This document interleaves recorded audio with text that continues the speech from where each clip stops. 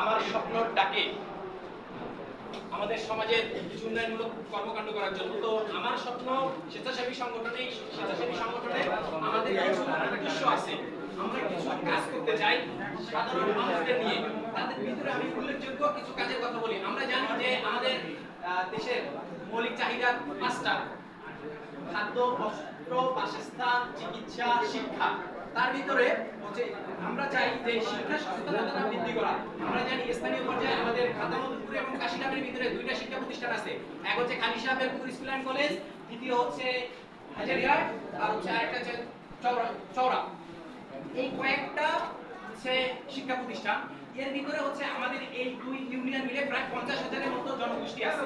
তার ভিতরে খুব কম সংখ্যক হচ্ছে শিক্ষা প্রতিষ্ঠান আছে।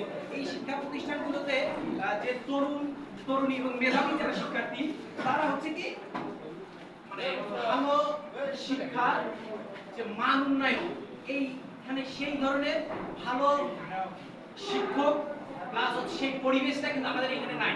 যেটা হচ্ছে সৈয়দপুরে দেখেন বা আদার্স বড় বড় সিটিতে দেখেন, এই জিনিসগুলো নাই। সেই জন্য আমার সামনে স্বেচ্ছাসেবী সংগঠন আমরা আমাদের উদ্দেশ্যে রাখছি যে আমরা চাই যে যারা দারিদ্র এবং নিম্ন শ্রেণীর সাধারণ শিক্ষার্থী এবং মেধাবী শিক্ষার্থী, তাদের শিক্ষার মান উন্নয়নের জন্য শিক্ষাবৃত্তি এবং শিক্ষা উপকরণ সামগ্রী দেওয়া। এবং আমরা জানি যে এই যে আমাদের যে জনগোষ্ঠী এবং এই গ্রামগঞ্জে একটা জিনিস আমরা খেয়াল করি যে আমরা কিন্তু স্বাস্থ্য সচেতনতা খুব কম দেখা যায় আমাদের ভিতরে।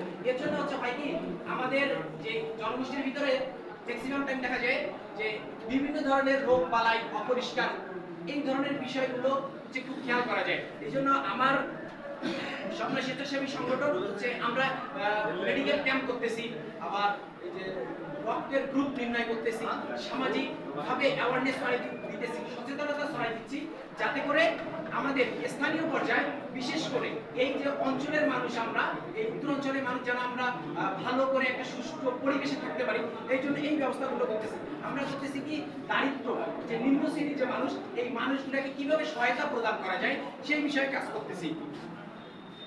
যেমন আপনারা এটা খেয়াল করবেন যে দারিদ্র শ্রেণীর মানুষ যারা, তাদের মধ্যে সবচাইতে বেশি যেটা খেয়াল করা যায়, তারা মূলত খাদ্য এবং বস্ত্র, এবং শীতকালীন সময় আমরা কিন্তু শীত বস্ত্র বিতরণ করি, যাতে করে আর কোনো আমাদের অভিভাবক তুল্য হোক, প্রতিবন্ধী হোক বা বয়স্ক এক শ্রেণীর মানুষ আছে, তারা যেন আর কখনো এই যে কনকনে শীতে যেন কাতরায় অকাল মৃত্যুর দিকে ঢলে না পড়ে, এই জন্য কাজ করতেছি। বাংলাদেশে হচ্ছে যে পরিবেশ, এই পরিবেশে 25% হচ্ছে বনায়ন দরকার।